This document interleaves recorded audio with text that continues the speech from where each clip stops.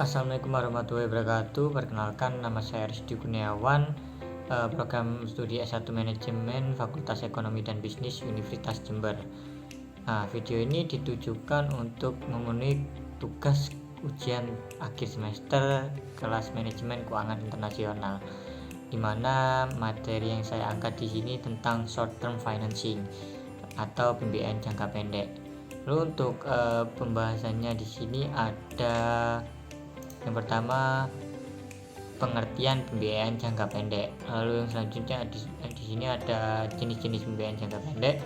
Lalu yang ketiga ada manfaat pembiayaan jangka pendek. Lalu yang keempat ada sumber pembiayaan jangka pendek. Lalu yang terakhir di sini ada keuntungan dan risiko pembiayaan jangka pendek. Nah, pertama-tama di sini kita perlu mengenal terlebih dahulu seperti apa itu pembiayaan jangka pendek ya. Di pembiayaan jangka pendek ini adalah sumber pendanaan yang diperoleh dengan jangka waktu kurang dari 1 tahun. Nah, pembiayaan ini biasanya digunakan untuk memenuhi kebutuhan operasional sehari-hari. Kita ambil contoh mungkin seperti pembelian persediaan atau bisa saja dengan pembayaran gaji karyawan. Nah, pembiayaan jangka pendek ini dapat diperoleh dari berbagai sumber ya. Jadi berbagai sumbernya itu seperti kita dapat dari bank atau mungkin lembaga pembiayaan atau bisa saja dari pihak investor. Nah, akan tetapi sebelum mengambil pembiayaan jangka pendek ini kita harus mempertimbangkan terlebih dahulu kemampuan untuk membayar kembali pinjaman tersebut. Nah, membayar kembali pinjaman tersebut ini dalam jangka waktu yang ditentukan ya. Dan untuk yang selanjutnya di sini saya akan membahas tentang jenis-jenis pembiayaan jangka pendek. Nah, di sini ada beberapa jenis pembiayaan jangka pendek ya, antara lain seperti yang pertama di sini ada pinjaman bank, lalu ada yang kedua overdraft, yang ketiga ada letter of credit, dan yang terakhir ada commercial paper. Nah, yang pertama di sini ada pinjaman bank. Nah, pinjaman bank ini adalah bentuk pembiayaan yang paling umum digunakan. Lalu yang kedua ada overdraft. Di sini overdraft adalah fasilitas pinjaman yang diberikan oleh bank kepada nasabahnya untuk menutupi kekurangan kas. Lalu yang ketiga ada letter of credit. Nah, letter of credit ini adalah jaminan pembayaran dari bank kepada eksportir atas nama importir. Yang terakhir di sini yang keempat ada commercial paper. Nah, commercial paper ini adalah surat utang yang dikeluarkan oleh perusahaan untuk memperoleh dana dari pasar modal. Nah, untuk setiap jenis pembiayaan ini memiliki keuntungan dan risiko masing-masing ya. Untuk pinjaman bank dan overdraft ini memiliki fleksibilitas dalam penggunaan dananya. Nah, akan tetapi bunga yang harus dibayarkan itu relatif tinggi ya jika sumber pembiayaannya itu menggunakan dari pinjaman bank dan overdraft. Lalu yang ketiga selanjutnya ini ada letter of credit. Nah, untuk keuntungan dan risiko letter of credit ini yang keuntungannya dapat memberikan jaminan pembayaran yang aman. Tapi untuk risikonya di sini biayanya juga cukup mahal ya. Lalu yang terakhir di sini ada commercial paper. Ini untuk keuntungannya dapat memperoleh dana dengan cepat. Nah, kan tapi ini juga memiliki risiko ya. Jadi risikonya juga memiliki kegagalan yang lebih tinggi.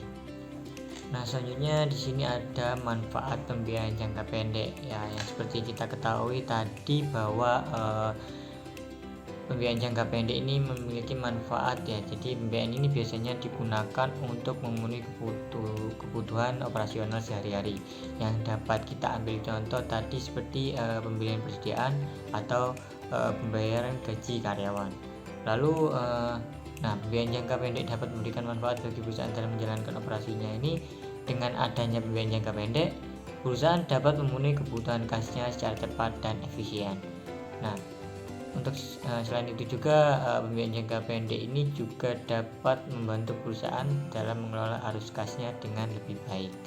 Akan tetapi meski pembiayaan jangka pendek ini memberikan manfaat bagi perusahaan dalam menjalankan operasinya ya, perusahaan ini harus mempertimbangkan dengan matang sebelum mengambil pembiayaan jangka pendek, dikarenakan jika terlalu banyak menggunakan pembiayaan jangka pendek ini dapat menyebabkan beban bunga yang besar dan juga mempengaruhi kesehatan dari keuangan perusahaannya.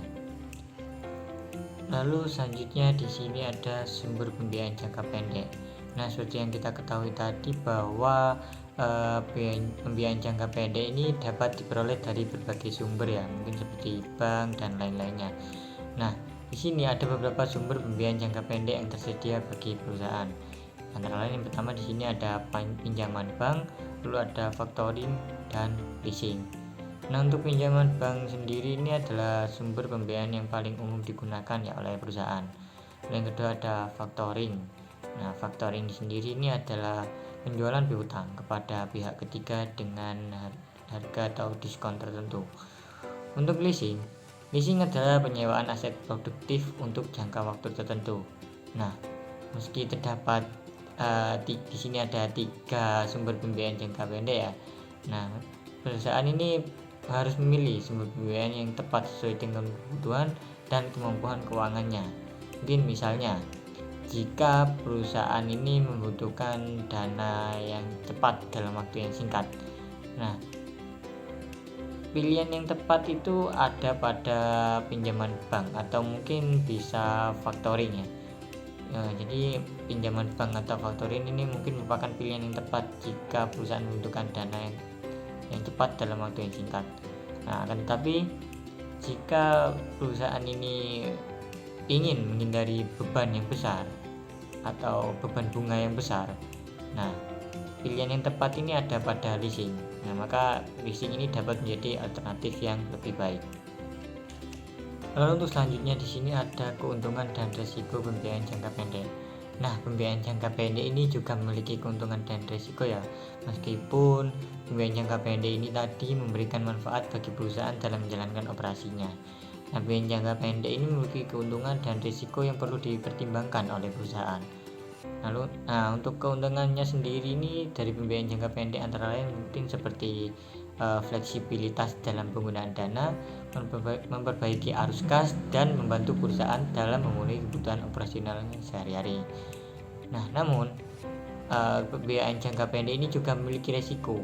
Jadi resiko dari pembiayaan jangka pendek ini adalah mungkin seperti terjadinya kegagalan pembayaran dan beban bunga yang besar. Nah, untuk mengelola resiko dari pembiayaan jangka pendek ini, perusahaan dapat melakukan diversifikasi terlebih dahulu terhadap sumber pendanaannya, lalu dapat mengurangi penggunaan pembiayaan jangka pendek yang berlebihan juga, dan memperbaiki manajemen arus kas ya, yang dimana dengan demikian ini perusahaan dapat memanfaatkan keuntungan dari pembiayaan jangka pendek dengan lebih efektif. Lalu selanjutnya di sini ada hal penting yang perlu diperhatikan ya. Yang pertama di sini ada pastikan bahwa sumber pembiayaan ini yang dipilih itu sesuai dengan kebutuhan dan mampu memberikan keuntungan yang optimal. Lalu yang kedua, lakukan analisis risiko secara menyeluruh untuk menghindari kerugian yang tidak diinginkan. Lalu yang ketiga, tetap berkomunikasi dengan pihak-pihak bank atau lembaga keuangan yang terkait untuk memperoleh informasi terbaru seputar produk dan layanan yang mereka tawarkan. Nah, selain itu, ada beberapa jenis pembiayaan jangka pendek yang dapat dipertimbangkan. Ada seperti mungkin kredit modal kerja atau hasil tagih. Nah, setiap jenis pembiayaan ini memiliki kelebihan dan kekurangan masing-masing, sehingga perlu dilakukan evaluasi terlebih dahulu yang cermat sebelum memutuskan untuk menggunakan salah satu jenis pembiayaan tersebut. Nah, dengan mengoptimalkan pembiayaan jangka pendek, perusahaan ini dapat lebih cepat dan mencapai tujuan yang diinginkan. Nah, terima kasih telah mendengarkan. Sekian dari saya, semoga bermanfaat bagi kita semua. Yang dimana tugas ini dibuat untuk memenuhi tugas ujian akhir semester manajemen keuangan internasional kelas B, dimana saya di sini ambil sumber bacaan dari buku manajemen keuangan internasional jilid 2 edisi keempat dari Jeff Madura. Nah, sekian, terima kasih. Wassalamualaikum warahmatullahi wabarakatuh.